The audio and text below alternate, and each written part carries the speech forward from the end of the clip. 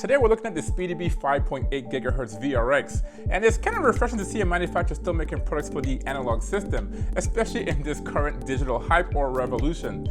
Best part is this one comes in around 60% of the cost of the most expensive receiver on the market. So let's open this up and see what you get. All right, and here's your QR code as usual to get the app and to download the manual. And here it is straight out the way. You have looks like a 45-degree angle connector here, which is really good in case you want to fly with your head down. Most people fly with their head down. And then here is the SpeedyBee VRX. And this thing is bright yellow. I love the color of it. We'll take a closer look at it and see what's stored here. Looks like a 90-degree antenna. This looks like a lollipop antenna here. This is a right-hand circular polarized antenna. And then you also have a patch antenna here as well without the 90-degree. So we'll see how this here performs to my current setup here. All right, so let's take a look at this SpeedyBee VRX. And this thing has a nice plastic or injected molded plastic case on here. You have these two protectors for your antennas. Let's get a better look at the actual VRX or receiver. All right, pretty cool. Now SpeedyBee has done some designing with this one here, making it act or behave more like the more expensive receivers on the market, meaning there's two receivers on here. It can receive simultaneously, and it actually will try to merge the image together. So in case you have a weaker signal, maybe from the patch or from the lollipop, it will take the stronger of the two, merge the image, and then you pretty much have a better total overall image. We are going to do a comparison with my existing receiver on here and see if it does a better job. Besides, this looks pretty good. You have an OLED screen on here. You have a 5-directional 5D joystick on here. We also talked about these two antennas on here as well. Now the back here, you have your pins that goes into your traditional goggles, like your Fat Shark goggles. Today I'll be using my actual DJI goggles with an adapter on here. I also have the option to use my HD0 goggles with the analog module or adapter on here, but I'll leave that for my existing module and compare that with my DJI goggles, see if there's any difference in there. Let's put this into the goggles, power up the goggles, and take a look at the menu for this new VRX. Okay, so we have our goggles here for today's example. This is the DJI goggles V2, and I have my adapter plate here to accept this VRX.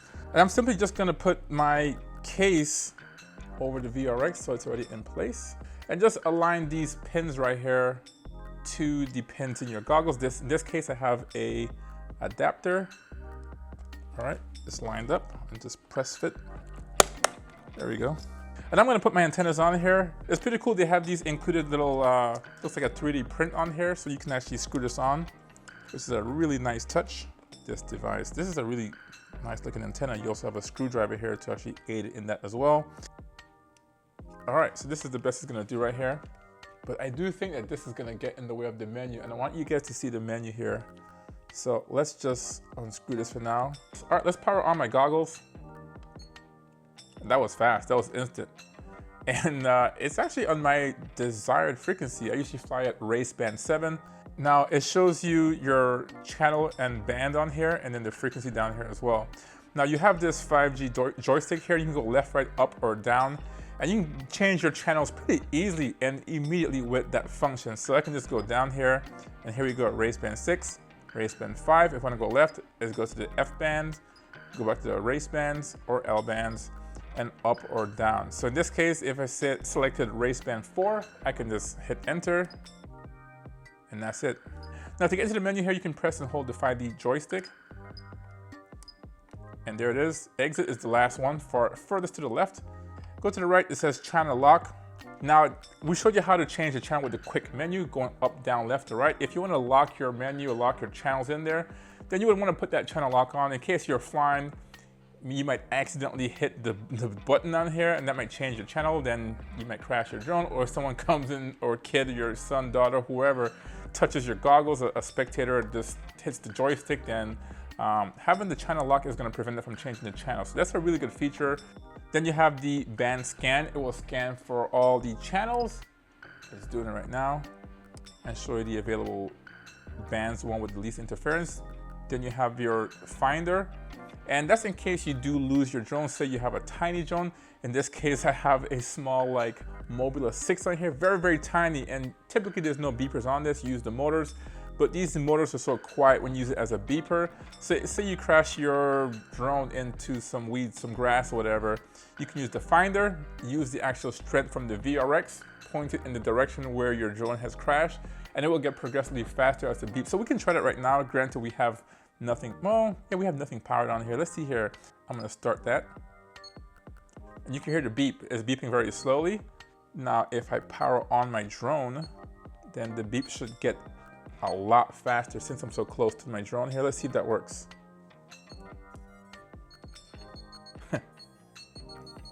There it goes. You can hear that. But if this happened to me in the field, I probably wouldn't use the Omni because the Omni is an omnidirectional antenna, so it's gonna pick up the signal in 360. You're better off using the patch by itself and pointing your goggles or VRX where you think the drone has crashed. Okay, so my drone just crashed. I got the finder on. Let's go see if I find it. I know it's somewhere around there.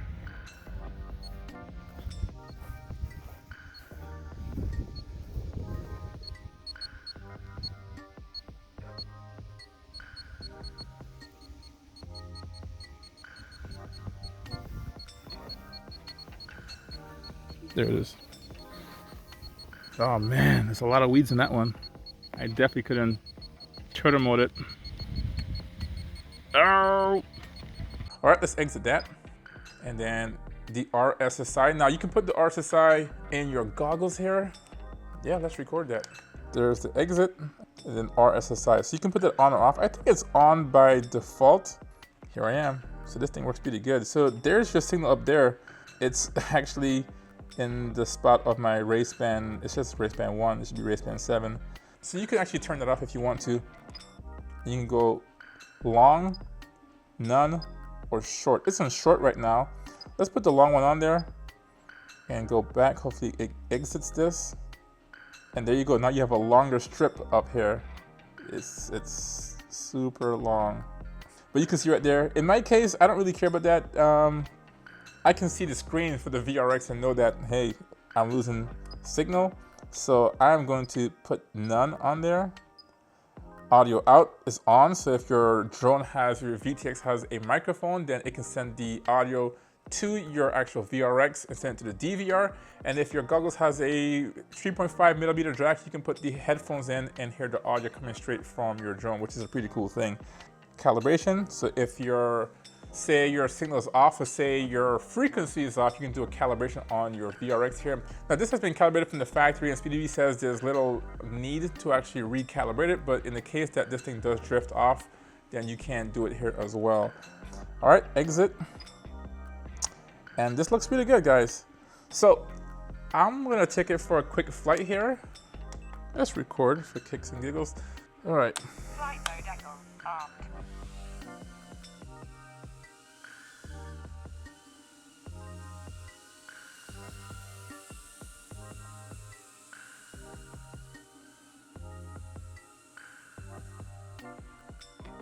It's doing a good job.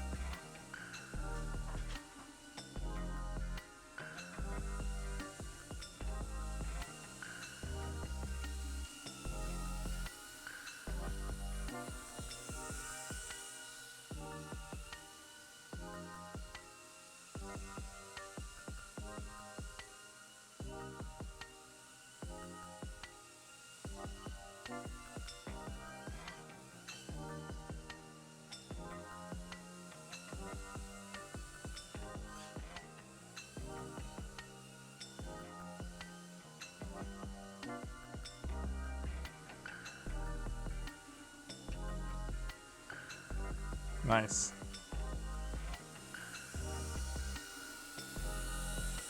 Disarmed. Really nice. That was fun. All right.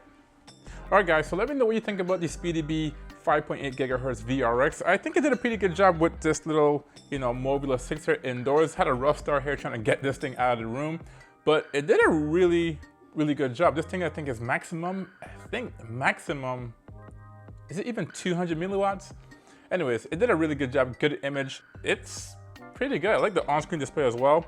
I didn't have to use the signal strength on here, the RSSI dBm, but it did a really good job, guys. So let me know what you think about this down below, especially for the price, guys. This thing comes in under 90 bucks. It's really affordable. So I'm glad to see manufacturers still making products for the analog system. I do have tons of analog drones. I think I have at this point maybe a 50-50 split of analog versus digital. If this thing here can compete with some of the more expensive VRX in the market, it could be a really good bang for the buck, guys. Really, really good. Now, if you're a new pilot coming from like box style goggles, looking for goggles, maybe you want to go to another ecosystem, maybe like HD0 that I have right here, then you might need a Analog VRX for that goggle. So this might be a really, really good options, guys. So having said that, I'll leave links to all these products down below, and I'll leave you with images of this VRX here versus the SpeedyBee flying outdoors. Now this is the Your UAV VRX. I did a full review on this one as well. You can get a good idea of how this one here performs compared to the SpeedyBee. So thanks for watching, and I will see you in the next one. Peace.